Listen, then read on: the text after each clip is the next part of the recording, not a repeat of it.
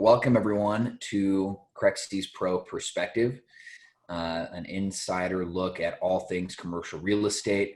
I am one of your co-hosts, Yannis Papadakis. I really appreciate everybody taking the time to come in today. We just launched a poll. If you want to go ahead and fill that out right now. Question is, my new business pipeline right now is coming from existing inventory leads, direct mailers, online campaigns, relationships, phone prospecting, and what pipeline, which is probably what I would be answering right now if I was still wearing my broker hat. Very excited for today's presentation. We have a really special one lined up for you. Strategies to navigate into the unknown. I think all of us can agree we are deep in the unknown right now and have been for a couple months now. So without any further ado, allow me to introduce Fred Schmidt, Managing Partner of Valuation Alliance. Fred, thank you so much for coming on to the Pro Perspective. Pleasure to be here with you, Yannis, and the Crexi team. So, really excited for today's topic. I know that this isn't your first rodeo, so to speak, in venturing into the unknown. And so hopefully all of us can learn something about, what it takes to kind of find north today, and what's worked in the past in terms of getting your way out of the haze. So I'll hand it over to you. If you wouldn't mind, please just giving everybody a quick background on yourself and introduce yourself a little bit. Sure. I'm Fred Schmidt.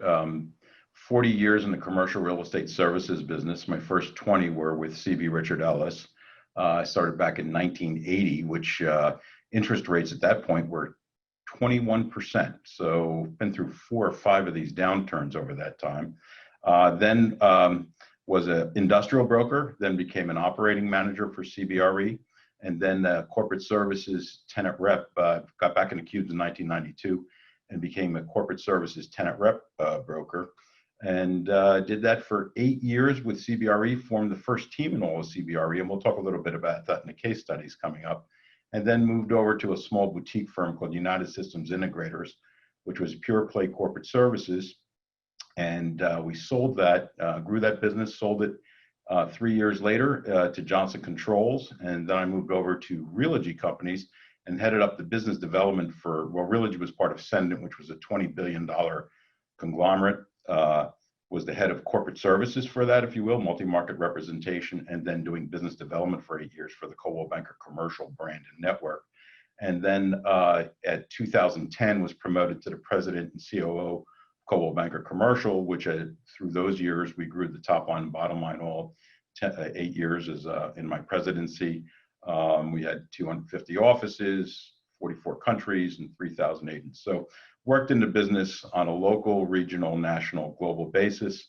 Was a producing broker for 16 out of my 40 years. So I've seen it from a lot of different perspectives. Wow, yeah. And I think that having that such a unique career trajectory, and having been able to look at the industry from a lot of different seats, a lot of different levels, really does kind of give you some perspective on what works on the small scale, big scale. And it's hopefully what myself and others are going to take from you today is what that experience is translated into in terms of knowledge and helping people guide their businesses right now. Yeah, and jumping into it, and feel free to stop me. You can see my screen, right, Johnny? So you guys are good with the agenda.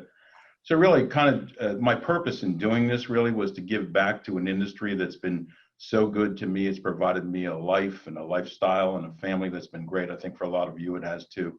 So just doing this set of slides, and I've given this over the last few weeks, and just talking about experiences in the past, kind of talk about markets, how do you adapt to the markets. You'll hear me say 3 or 4 times, if there's one thing you take away from this, if I leave with all of you, it's change is opportunity in our business, whether it's good or bad, I might add. And so it's how you address that change that's important. So we'll talk about the market a little bit, talk about case studies in the marketplace, and then we'll talk a little bit about your view of yourself as an agent, as a producer, and your internal discussions and those things. So we'll kind of toggle back and forth between the two. encourage everybody to have questions or interrupt or whatever, so we can have more of a discussion. This set of slides is for the Crexi team and everybody there, so I think you guys are going to publish it, and so this is my gift, so there's a lot on these slides. I'm not going to go through every little element, but you all can download them and have them. So, and we appreciate that. And no problem. This is shared afterwards for anybody that's interested in it. So, all righty. So, over the last few weeks, since this virus has started, really, I've seen a lot of quotes from Winston Churchill, and I don't think that's too coincidental. I'm an avid World War II history buff, and Churchill was kind of the light in the darkness, particularly the first year of the war from 1939 to 40-41, when the Battle of Britain was occurring. And so a lot of people have turned to Churchill and quotes from Churchill. And so I saw this in another publication, and I said, let me bring this forward and put it there.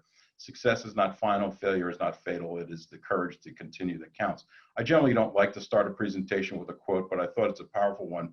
But I think it's important for all of you to understand also, we are in a war, and it is the equivalent of a war. It's a global pandemic. All you have to do is turn on the news once a day and see what's going on out there to understand that this is a war. And so Churchill being quoted is entirely appropriate. And generally speaking, when you move through a crisis like this, there's three different levels. There's urgency, stabilization, and then recovery. Now, arguably, I would have said as recently as 3 weeks ago, I would have said we're probably moving from urgency to stabilization and to recovery. But interestingly enough, for those of you in California, Arizona, Texas, and Florida, and I think the Carolinas now, I'm seeing the wave has come back on COVID. And so we're starting to see, we're moving back to a little bit of urgency and stabilization, or toggling between those two. And we're not quite at recovery yet, depending on where you are in the country. So this is all a localized element here that has to be considered also. But we're going to have waves of this. And I think my purpose in doing this today with all of you is not to show you answers, but to show you a pathway. This is kind of like raising kids. For all of you who have kids, you can, on a journey, you can either clear the path of everything in their way for them, which has been well publicized in the recent past with people that have done that exact thing with the college scandal, or you can show them how to navigate the obstacles. And really, my purpose today is in sharing with you how to navigate those obstacles that may be in your way. And you see the quote on change there also. And if you look at the bottom here, really, we've been in transformation. I'm going to talk about the four major areas, four major markets really quickly here, but it's transformed the business at light speed, but we have been going through systemic shifts for a while, particularly in the retail and the office sectors, okay? And the retail sector, I'll start with that, is probably the hardest hit by all of them. But we had, I've been in ICSC and given speeches at ICSC. I mean, I've heard about the demise of the department store for the last 10 years. I've heard about the crashing of B and C malls overall, and certainly e-commerce and the omni-channel approach to the business. So that's not a new phenomenon in terms of what's going on in the market. The average square foot per consumer in the United is 3 to 4 times per square footage per consumer in the US as it is in the rest of the world. So we were overstored to begin with. Now it's interesting, in my prior career, I couldn't say that too publicly because we did a boatload of retail business. Now I'm free to say that. But so this correction in retail was coming, it's just accelerated it at light speed.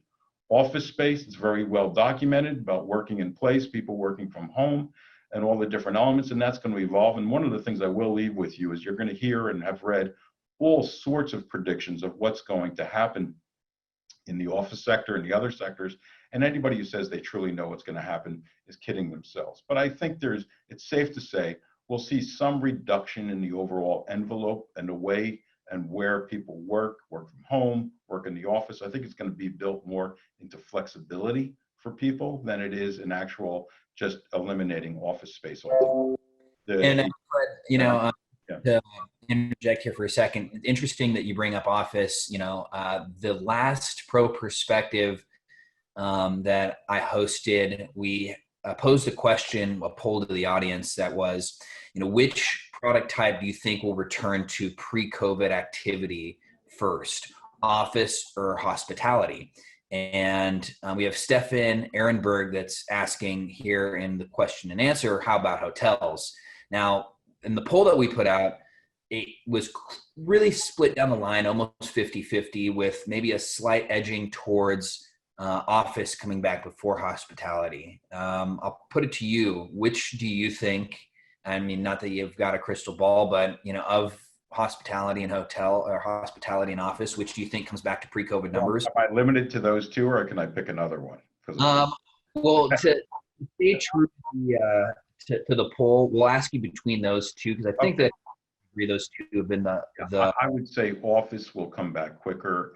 Now, I live in the suburbs of New York City, and so the hotel market has just been trounced. And and the only reason I'm saying hotel will come back quicker, or excuse me, office will come back quicker, is I think people want to aggregate, get back to work. Now we will be moving from a centralized to a decentralized mode. So I can tell you, out in suburban New York City, I'm in North Jersey here, the anecdotal evidence is that a lot of companies are looking to do what they call hub and spoke, where they're moving their centralized locations out to the suburbs. And so they're moving to where their people are, if you will. So I would say office space first. The only reason I'm saying hotels is, as a person who traveled 75 to 85,000 miles a year for the last 10 years until a couple of years ago on business, last 15 years, I just don't see the travel coming back for the business travelers because of the risk, the costs, the risks, and all those elements.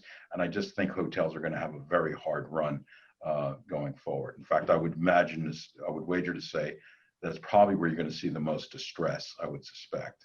Okay, not to say has it clean. Go ahead.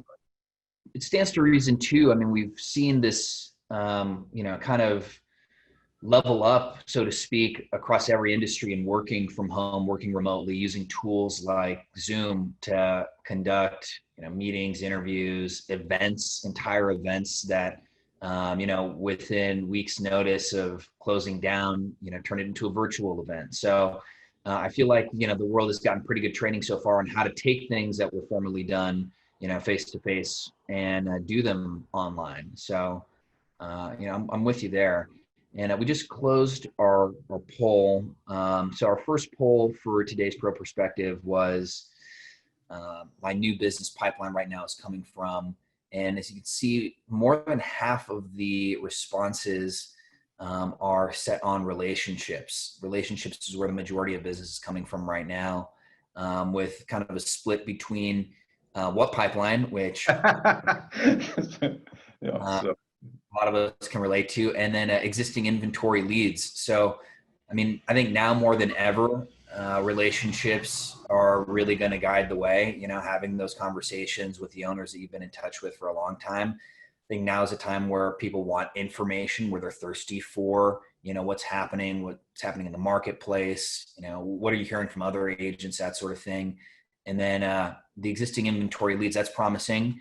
If anybody out there is using Crexi as a source of leads, I think you already know the quality of the leads that we're able to produce through our Crexi Pro account, and being able to rely on, leads from existing inventory to create new inventory is obviously important as well. So I'll hand it back to you, Fred. Yeah, we'll speak to this in a couple minutes because, and it's not surprising that relationships is in there. That's the foundation of this business, right? Is any business, but certainly in our business is the relationships and how to stay in touch with your clients and do that. You touched on a couple of things that I think we should go deeper on a little later. Also is what I call the new normal for selling. And that's exactly the medium that we're working through right now. I'll talk about it a little bit in the case studies. Just going to the balancing out the market.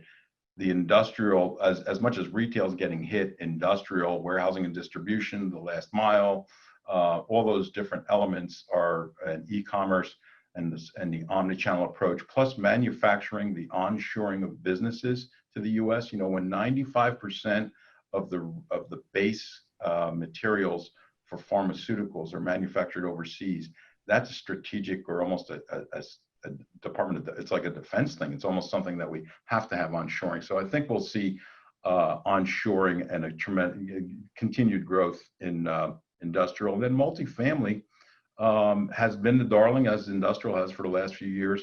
I think it'll continue. It'll be curious to see in the inner cities what the rent, I think already the evidence is that rent growth is tapered off, if not going down in certain markets overall. So multifamily is still healthy, but it'll be an interesting thing to see going forward. If the rate of growth of rent will be similar. And to reinforce that, I think you're absolutely right. You know, I'm a multifamily owner myself, and you know, I think that there's been a distinction between the properties that you see on the market today that are getting full collections in multifamily and those that, you know, are at, you know, 40%, 60% collections because of what the tenant base is made up of.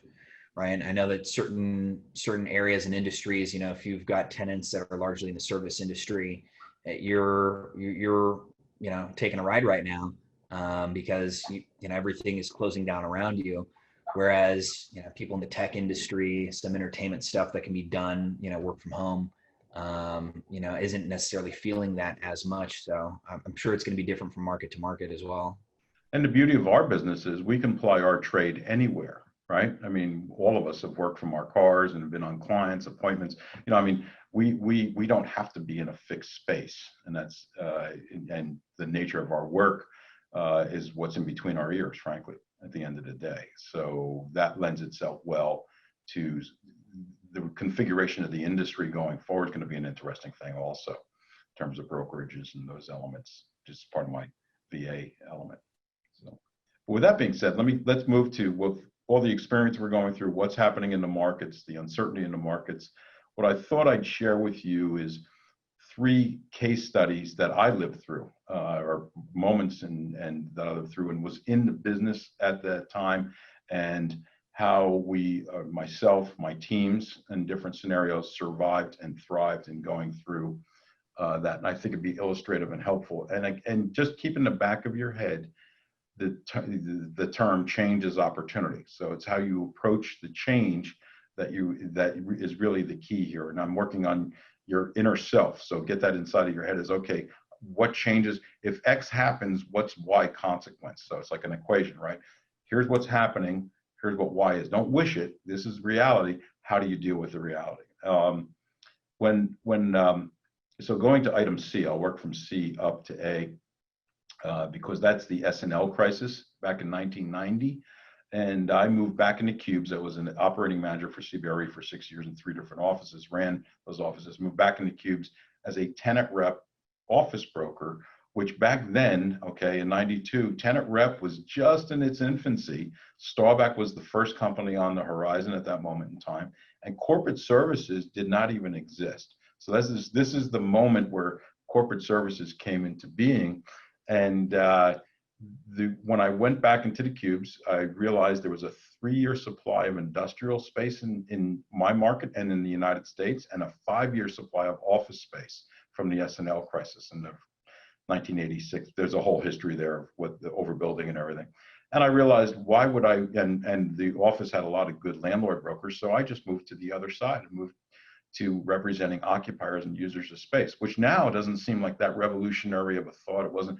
Then I was an outlier. I was the only one in the whole group that was doing that. And very quickly realized that I wanted to get multi-market accounts, what we know as corporate services today, and one or two accounts with a local bank, a regional bank that was acquired by First Union, which is now Wells Fargo. When, you know, they just scaled up with the bank, and formed the first formal team in all of CBRE, because we were to serve the client's needs. We just had a volume of transactions was growing and growing. Didn't want to have my eggs all in one basket with one account. So joined forces with a group of brokers from New York City, and we formed really what is the genesis of corporate services, certainly here in the East for CBRE. You know, looking at it now, it's just incredible. But and we grew and grew and grew, and doing that whole period of time, we grew revenue and grew the team. And it was a great experience working on a team, and managing a team and running it. And that we did very well during that period of time, and just caught the wave, if you will, on corporate services at that moment. Moving on to 9/11. 9/11 really was most of it was obviously in the New York region, and it was a very traumatic thing that happened very quickly, not too dissimilar to what the virus was, what happened with the virus when I think it was the week of March, 12th, 13th, or 14th, where they shut New York City down and everything. Very similar to that. And that all of a sudden, bam, everything was down. And from that, with the World Trade Center going on in this area, there was a lot of trading floors and trading desks. One of the partners from the Midwest with my company that was at USI at that time was working with a huge financial services firm, called me up on Sunday night after 9/11 and said, look, we have a client, they need to get trading floors. I hear there's a lot of trading floors out in the suburban markets. They need to get their trading floor up and running as quickly as possible. It's very confidential. You can't know who they are, but can you take care of this? So I did. I worked 48 hours straight, put a deal together, did it for the client, signed the lease, found out ultimately who the client was, and I'm withholding that for a second because the story's good. Client asked me, he said, wanted to pay fees. I said, no, this is on me. This is for our country. It's for 9/11. This is something beyond your control. And they got their trading floor up and running within a week. And we signed a deal, a whole office deal in 48 hours flat. So it can be done. But anyway, the element of that story though is, focusing on your client, prioritizing the client's needs, servicing the heck out of them, staying in touch with them, which is analogous to what should be occurring right now. 9 months later, I was asked to come to a presentation in Minneapolis, Minnesota, walk into the room, and the guy who I did the deal with was sitting in that room, and it was RBC Dane Rauscher. I found out who they were, but I didn't realize he was going to be in the pitch.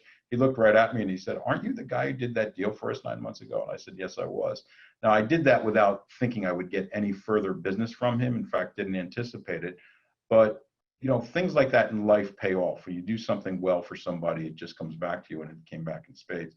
But during that period of time, being with your clients, reassuring them, helping them, being there for them, because there was a lot of uncertainty, was very helpful. So going back to the poll with relationships, it's not surprising that the good brokers and good agents, good professionals that you all are, you're serving your clients well. So I think that's a very important in this moment. Okay, the last one or the last crisis was the financial crisis in 2008.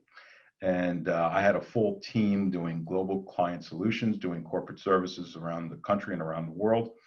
The market just shut down. And I said to my team, we're doing mostly office space and some retail. I said to my team, if this looks as bad as it is, and it was worse, corporate America is not going to be making a decision for the next 2 years. We've got to pivot into or move into another area. And I said, having been through the S&L crisis and seeing the distressed asset part, we got to move our model into distressed assets. Now, my team fought me. They didn't fight me, but they said, well, Fred, we've never done this before. And I said, well, neither is anybody else. But I said, unless if we live through that period, but we know how to do a process, we know how to scale, and we know how to serve clients.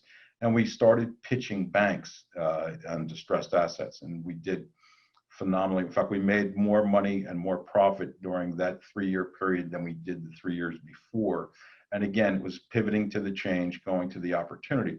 And we set ourselves up for it. Now, in each one of these, I will tell you, and one of the purposes of this call, this is not like it flicks a switch and it just happens tomorrow. This is going to take about a good year to year and a half to get this through, digest this through the system in terms of what's happening out there, and then for clients to figure out what's going on. So my point in saying this to you is to manage your expectations. I think there's a sense out there, hey, we shut down 3 or 4 months ago, and we're just going to flick the switch and be back up and running the business. And I don't think that's the case. If I'm wrong, I'm totally be glad to be very wrong. But just based on the history I've been through and what I'm seeing with the economy and things evolving here, I just don't see it. So you need to plan for about a good year here to navigate the changes and understand them, put your plans together, execute on them, and default to activity, but understand that this is going to take a while to move through the system. It's not going to happen overnight. The big thing on this, and the point in this call is what we're doing on Zoom. Back then, there was WebEx. WebEx is the precursor to Zoom. The founder of Zoom, as a matter of fact, was the number 2 guy at WebEx, and he didn't like the audio and its quality, so he formed his own company. And obviously, the rest is history. But I was old school. I still am old school in terms of eyeball the client, get in the car, get on the airplane, meet the client, and everything else. for budgetary reasons and just the economy in general, we couldn't get on a plane and fly and eyeball the clients.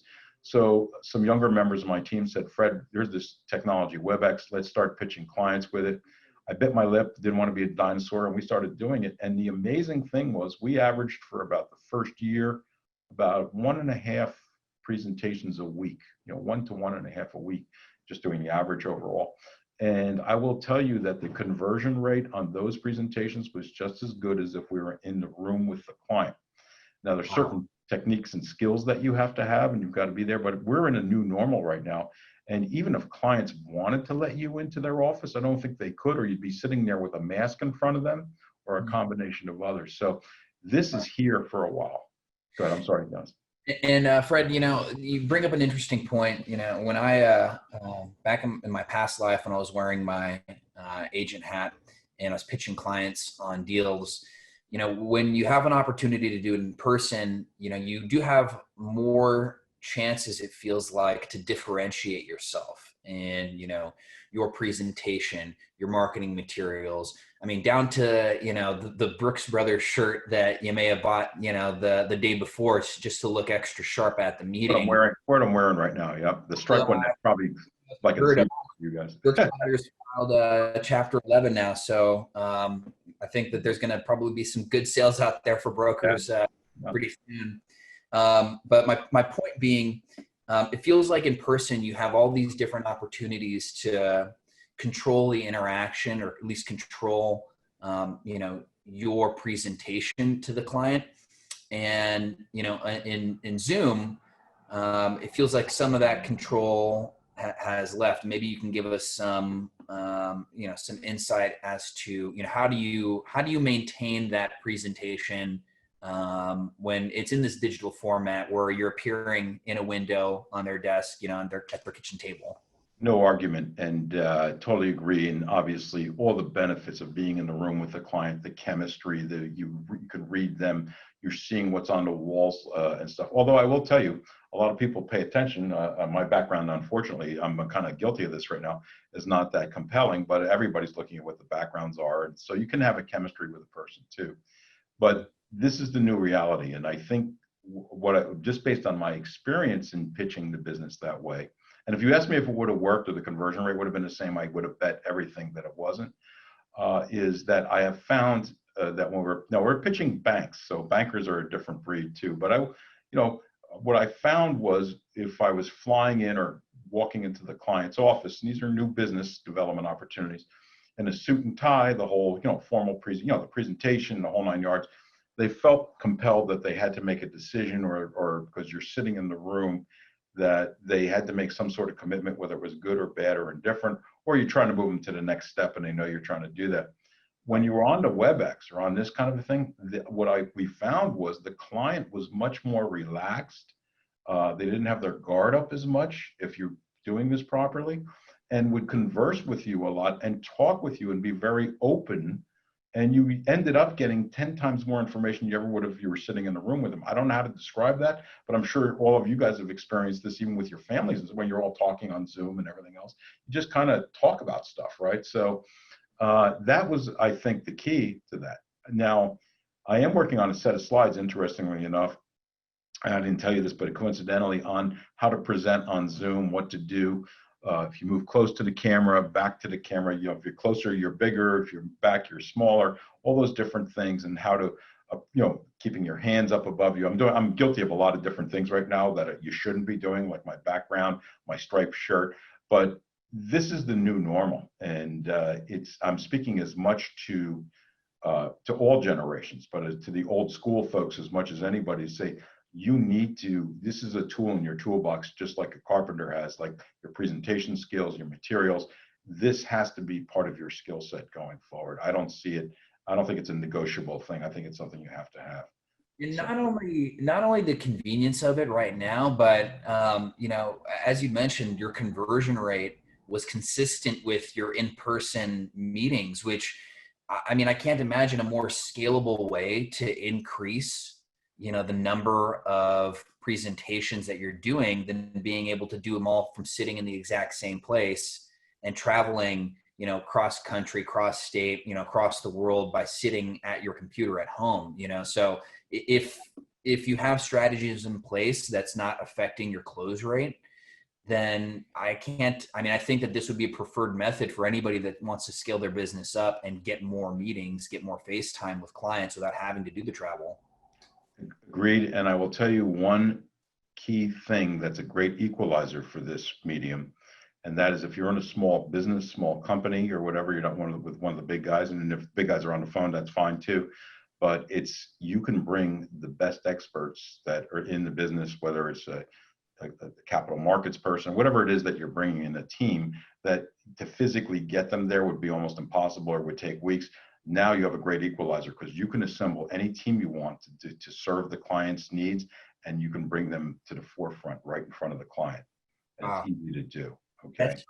That's huge. And, that also brings up another point too, that, comes to mind, one of, when I was an agent at Marcus, one of the things that we like to do, I was in the downtown Los Angeles office, was invite the client into the office to show them, hey, look at our amazing, beautiful, skyscraper downtown across from the library that, we can impress you with, and our giant conference room with, our flat screens everywhere. And I can go and walk in and bring any agent that's an expert in, office, industrial, hospitality, you name it. All of those advantages go away, and it's a really even playing field if everybody's, commuting to you through your own computer, right? So, I think that people that may have had an advantage with their, really sleek, sexy office spaces, now that advantage goes away because with Zoom, you can have a digital background that looks just as good as anybody's actual office. It's exactly, and you're assembling a world-class team or whatever it is. So you're getting those relationships.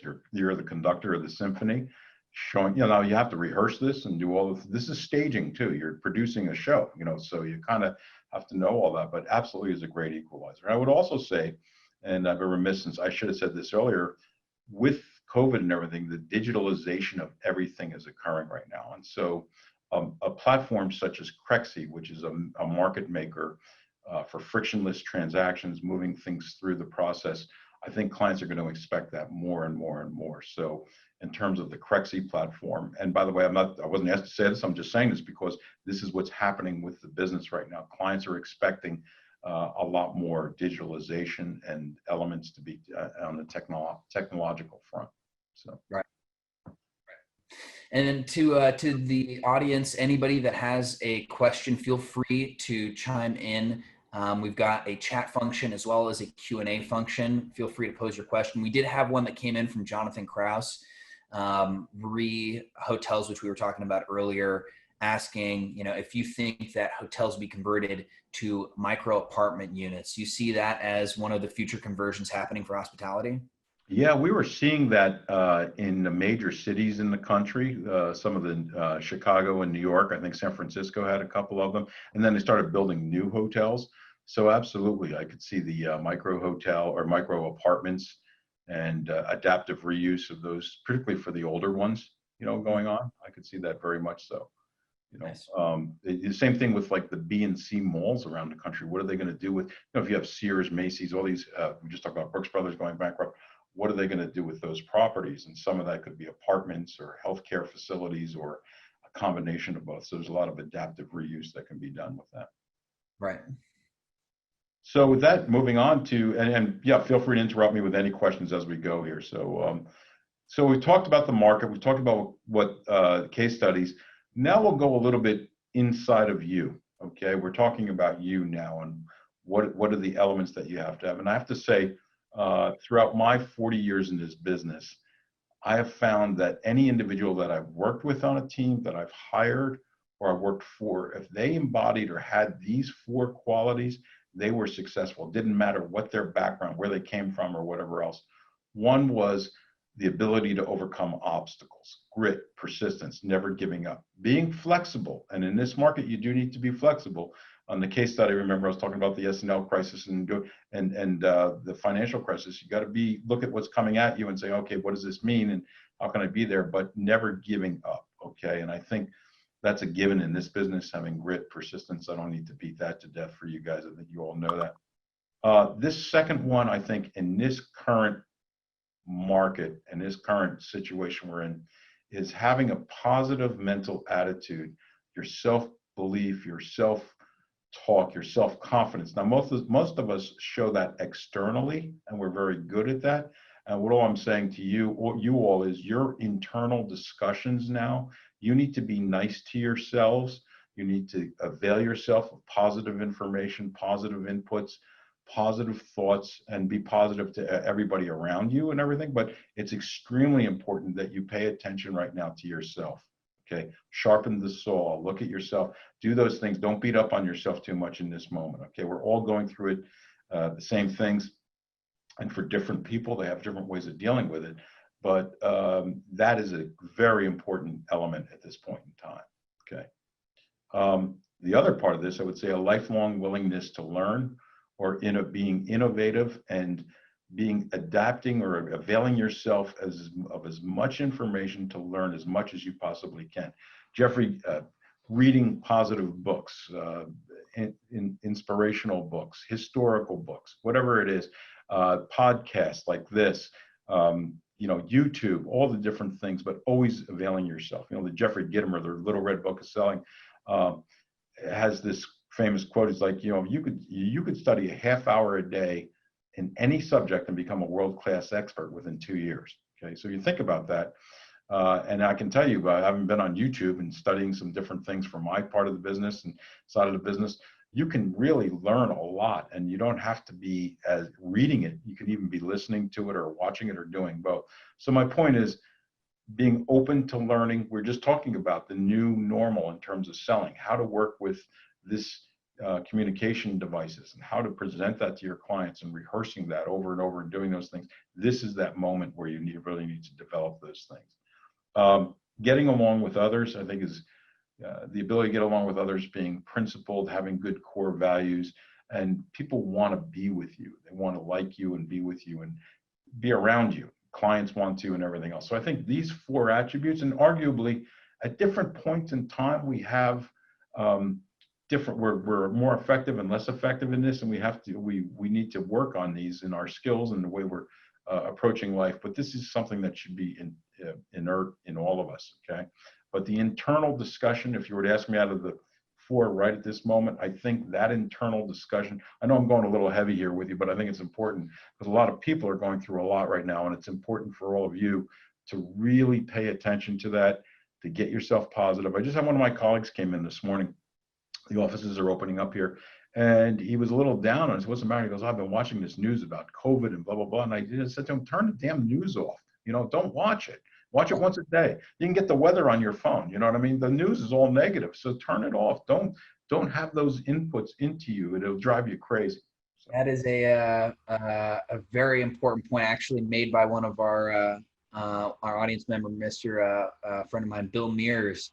Don't watch national news, or sometimes any news for that matter. It can be, you can bombard the senses with a lot of negativity, and that that negativity can, pervade, in your day to day and really affect you. So I'm absolutely with you on that, having a positive attitude and really being, self-aware, what's going on internally.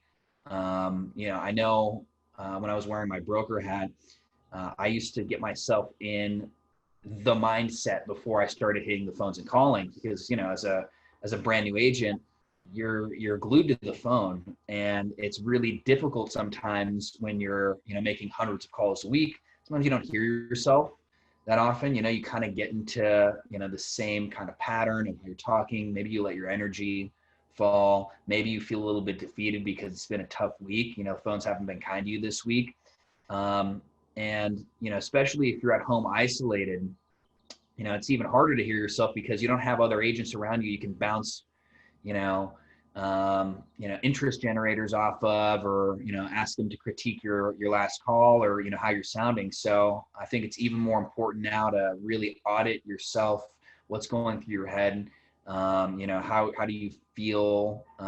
Because, the only modes of communication that we really have, if it's not in person, is going to be over the phone or through a computer like this. And so you really want to, deliver to the best of your ability every time. And a lot of that sometimes is internal work that you have to be aware of. It's a great point, and I think spending time on it, you can't control what's going on out there, right? That's one of the whole premise of this whole presentation is like there's existential events that are occurring that you have no control over. So the things that you can control is your thought process, your way of doing things, the way or changing the way you do things, and how you apply those elements. That's all you can control. And so it's important to discipline yourself to that at this moment in time and these moments as we go forward. Absolutely. So, and a little bit on this slide, just real quickly. Now we talked about your internal self and what you're going through and what you're thinking and feeling and your attitudes and all that good stuff. Then most important, what are your clients going through? What do they want? There's the want versus need discussion at this moment. The want versus need, the value distance, as you can see in there. And this is my own unsophisticated way. I've kind of chunked it down into 4 categories for clients. The hunkered down client, slam on the brakes. We're not doing anything. This is the end of the world, and we're just gonna hold off on doing anything right now. The intimidated client, they're pained, they're feeling it, but they're seeing something out there. There's a glimmer of hope for them, or they're seeing something, but they're not sure yet. The hesitant client, they're comfortable. We'll get through this. We'll be somewhat optimistic. We're going to figure out a way. Then the ideal client, let's go for it. Now, my point in bringing this up is you have different clients. You may even have the decision matrix inside of a client that have people in different attitudes, but you're not going to sell to somebody who's hunkered down or intimidated. In fact, you don't want to sell to them. You want to understand what they're thinking, feeling, and be there as a trusted, the overworked word, trusted advisor.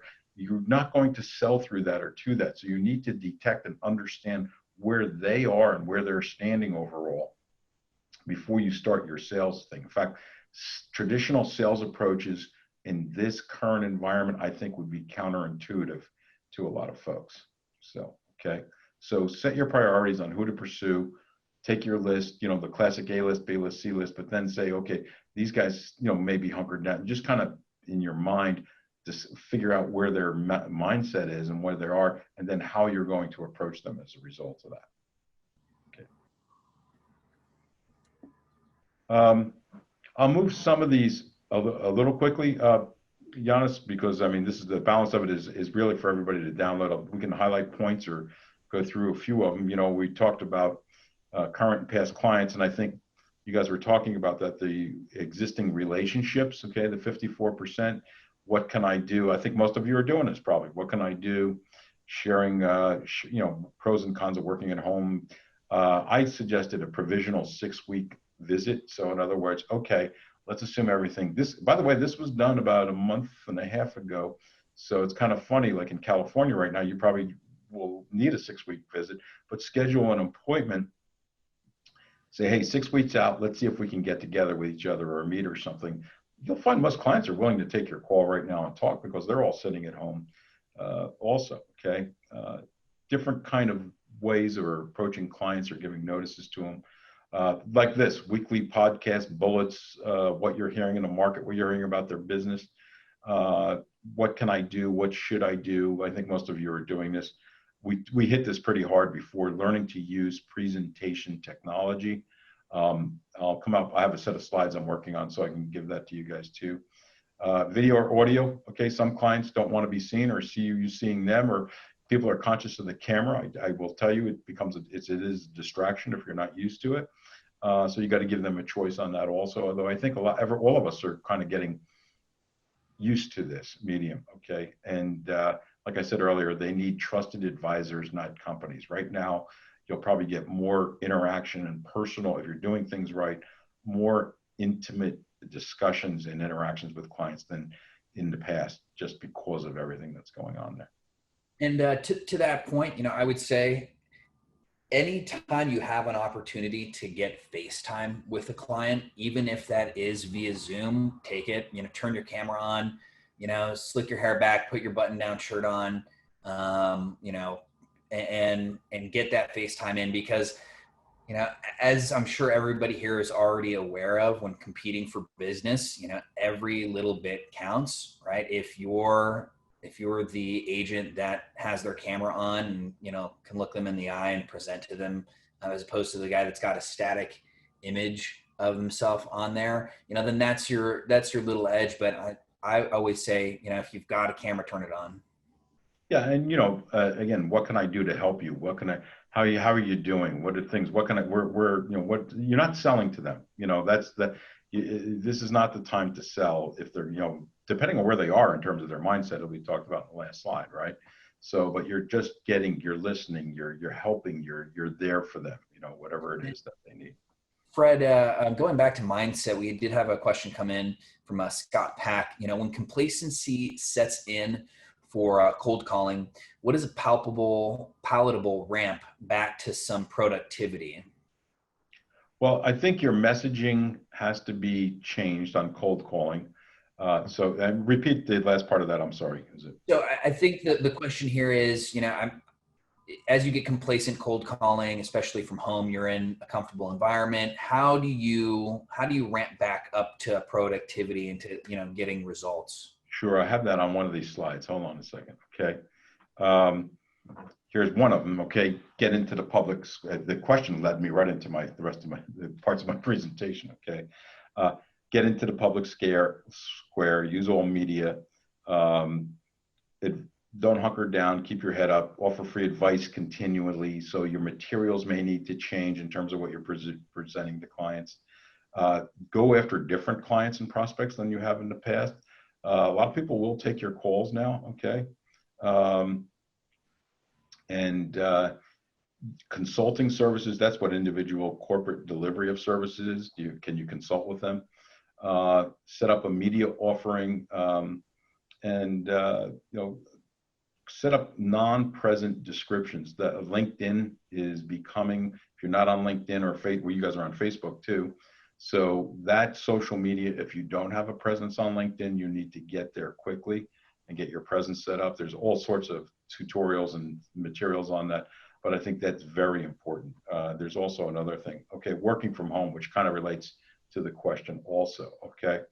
And these are my personal opinions. I'm not saying this is what you all should do, so take from it what you want. I think you need to have a schedule. If you're working from home, have a discipline, just like I call it the threshold, okay? You cross that threshold and you're at work, okay? You dress for it, okay? If that works for you and you're gonna be seeing clients on there, you need some degree of privacy, okay?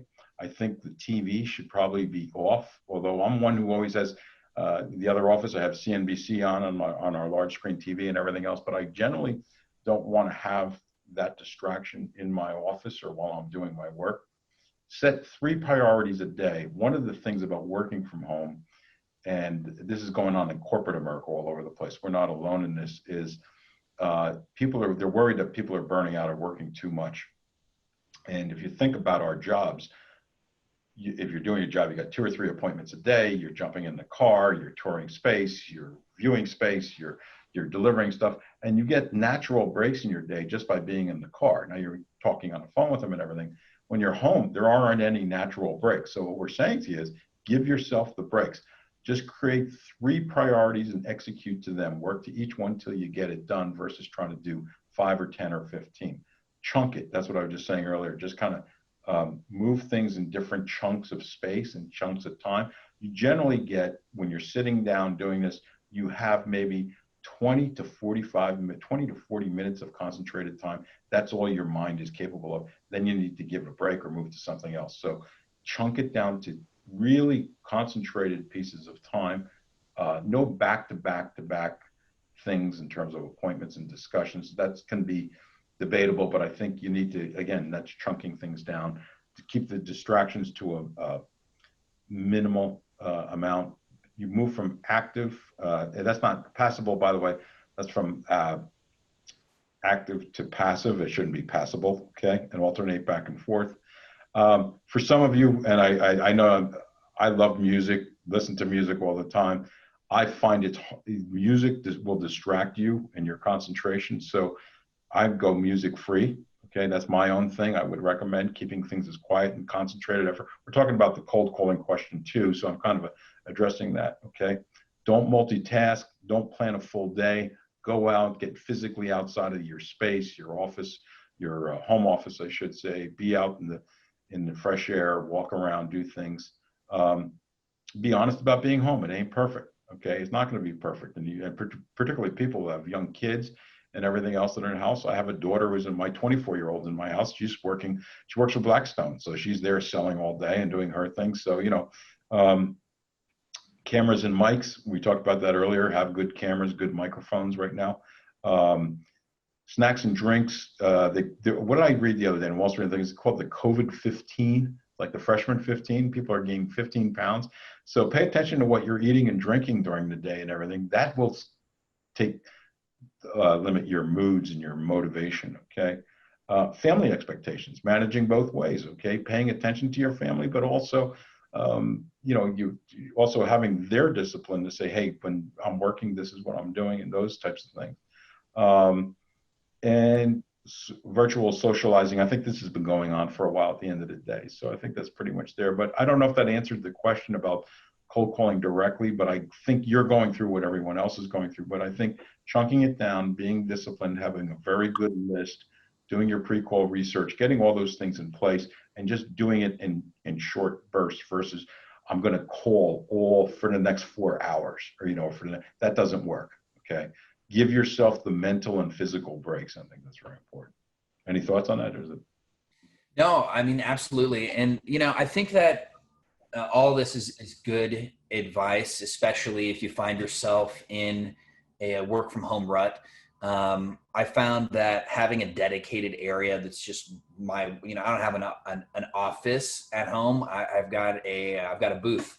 And if I sit in one part of the booth, that's my workspace. And so when I go into that space, it's strictly work now. If I'm going to eat, I'm going to eat on the opposite side of the booth, just because having that dedicated space really helps me get into the headspace, as well as, dressing up for it. There's something about the ritual of putting on, your work outfit, your uniform, right? Your battle armor before going out into the battlefield.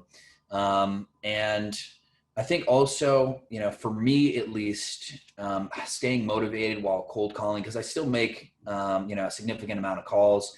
I'm doing business development for our auction branch. And a lot of that is reaching out to brokers, understanding their pipelines. And understandably, a lot of brokers aren't, some of them have deals for auction right now. Some of them are like, hey, check in with me later. Would love to try the auction product later.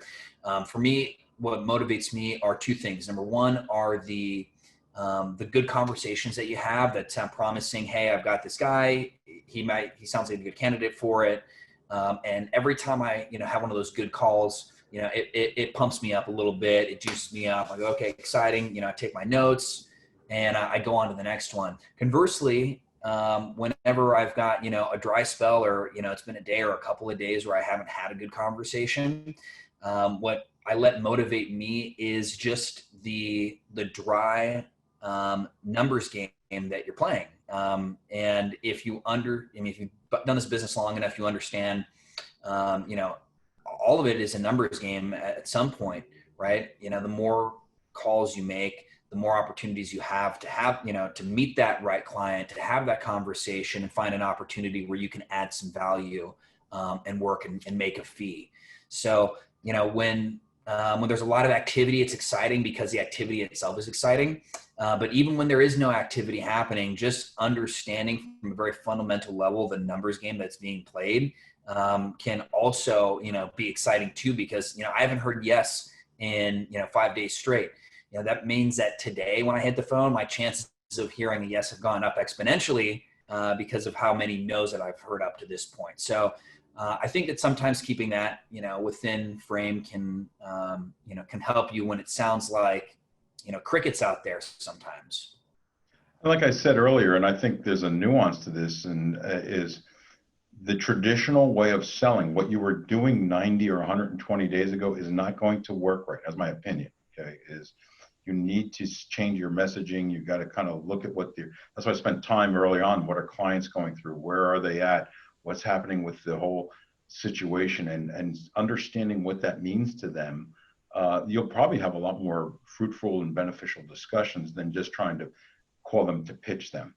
So your purpose in calling them has to be, what's the value that they're going to get out of the discussion? And that's, getting into the different medias and using that, taking information and sharing that with them, depending on the industry. What are the trend lines they're seeing? The rent collections is going to come out, I'm sure, very shortly in terms of this month and this quarter. Probably not going to be pretty, particularly in retail and office, or hotels. So, those types of things. And then just working through that. But I agree with you, having that discipline, but also having that flexibility in terms of not being as dogmatic about it. I think that's important too. And, I think that clients right now are very thirsty for information, even if, they're hunkered down at the moment or hesitant. They still are very thirsty for information. I mean, speaking personally, I've got a small 8-unit building here in LA, and I'll be honest, there have been points during this pandemic where, I've, weighed every option in the playbook, at some point over the last few months. And, at a time where, I'd look at my phone and see a broker and be like, oh God, not this guy again. Now I want to hear, what is he doing? What's he have under contract? What's closing around him? Laws are changing so quickly. We've got a judicial council in the state that's, imposing different things that affect, multifamily, and it's changing faster than I can keep up with it, not being tapped into the stream as an agent myself. So there is a very deep amount of thirst for that knowledge and for that information. As a conduit to that information, I think that if you understand that you're keeping yourself informed, then you always have something of value to talk to your client about. You always have something that you can offer them to get a conversation going. I think that's extremely valuable. Agreed. And, I think it's like we said earlier, like, what is your client, if this X is happening, what is Y? And so we're in a job of, seeing what's coming at us. And that's what your clients want to say. Like, what do I see? Now, again, it's very hard to predict what's going to happen in this scenario, but and just going to this one slide here, the financials, I think we're all pretty well versed in what we need to do for ourselves. And you've been in straight commission sales for any period of time, you know what you need to do to keep yourself liquid and cash on hand and all that good stuff. I think, though, the second to last bullet on the right, we've had a 10-year run. And again, one of my reasons for doing this was a lot of folks have joined the business from 2010, 2009 till now, and it's really been a pretty good market from 2010 until the COVID thing. So a lot of people haven't experienced a down market. And what does that mean, and what does it connotate? So not being negative, because like I said, I think there's opportunities out there and everything else, but sooner or later, the markets were going to turn. I mean, this is something was not like this. We didn't anticipate COVID, but we knew that there was going to be sooner or later, it was going to be a blip in the marketplace overall. So hopefully you and your clients were somewhat preparing. No one could prepare for this. And I'm not even suggesting that in terms of the scale and the depth of what's occurring to a lot of folks. So. Absolutely. And I've just launched our closing poll as we have hit the 1 hour mark. I know we've got a little bit more. We're going to get through it, but for anybody that has to jump off, appreciate you attending. If you could take the time to quickly fill this poll out before you go. If you're interested in this presentation, you'd like a copy of it, you can email me, Yannis, Yannis, at Crexi.com. Also, if you have interest in Crexi Pro, if you want to learn more about that, it's the best tool in the industry to market your properties and get those leads for your existing inventory that can turn into more business for you. As we saw in the first poll, a lot of new pipeline is coming from leads from existing listings. So if you're not using Crexi Pro yet, send me an email. I'll take care of you. It really is a game changer in terms of managing your listings, getting your deals marketed, and then having usable contacts that can turn into both buyers and sellers. I've used them and found both. So just jumping right back into it, maintaining mojo. How do we keep the mojo flowing? We covered a lot of this already over the course of it, like don't work 8 hours a day or worse, guiltless downtime, news twice a day, or turn off the news, don't watch it, that kind of thing. be thankful. This kind of gets into that. And be thankful for everything that you've had, where you are, where you live, your family, just be in a state of thankfulness is very important. Okay. Be immersed in humor, energy and resilience are important. Look at history. Pandemics, and you look at the history of mankind, are not a new thing. Okay. We're lucky as a society, actually, in a global thing, that we haven't had one over the last 40, 50 years that's been as major. You had some indicators like SARS, and those elements, but you go back to the early 1900s, the Chicago River, they reversed the Chicago River in Chicago because of all the illness that was going on there and everything, because the river was so polluted that we had to go back into Lake Michigan. New York City, they put in the sewer system because of typhus, and the typhus was going on in Chicago, and that spurred the growth of New York. So looking at history, looking at the perspective and saying, okay, what does that mean and what are the opportunities? Offer to help. I think when you can reach outside of yourself to help someone else, that gets out of your mind, and that's a very important thing, and that motivates you too. And like I said, build up courage, changes opportunity. And just on my last slide, and this is to all of us as practitioners in the business. Okay, this business. Okay, we are the fulcrum in which society bands together for common causes, interest, and business and values. You all of us are on the front lines of seeing the changes our clients are going through, the changes in the marketplace. The real estate is the manifestation of that change. So you are truly on the front lines of what's happening out there and will be there. And so you'll see what's coming before a lot of others are, and people are dependent upon you. So hopefully this was helpful to all of you. And feel free, if you don't mind, Yannis, I'll just say, if you guys want to call me, we do valuations, not appraisals. We do valuations on companies, commercial real estate services companies, also mergers and acquisitions, succession planning, and also organizational consulting and leadership, counseling, and coaching. Also help out on that score. So feel free to call me though on anything. If you guys want to talk about the slides or anything I can help you with, I'll be glad to. So. Fred, a wonderful presentation. Thank you so much for sharing with us. I learned a lot. I'm ready to fire my license up and get out there, start hitting the phones. I'm putting my email address in the chat, Yannis@Crexi.com. We had quite a few people in this closing poll that expressed interest in learning more about Crexi Pro. Feel free to send me an email. If you are not on Pro yet, you have to be. It is really such a game changer in terms of marketing, getting leads, really from prospecting to closing a deal. The escrow portal, everything is really next level. If you haven't seen it, I highly recommend it. Please do reach out to Fred. As you can already tell from this presentation, he is a very valuable resource. And honestly, I thank you for sharing your, lifetime of wisdom and experience in this industry with us, with the pro perspective, with our audience. If any questions come in, again, if you want this presentation, send me an email, Yannis@Crexi.com. And Fred, I'll thank you so much for joining me today. My pleasure. Take care, guys. Be well, everybody. Thank you, everyone. Take care and stay safe.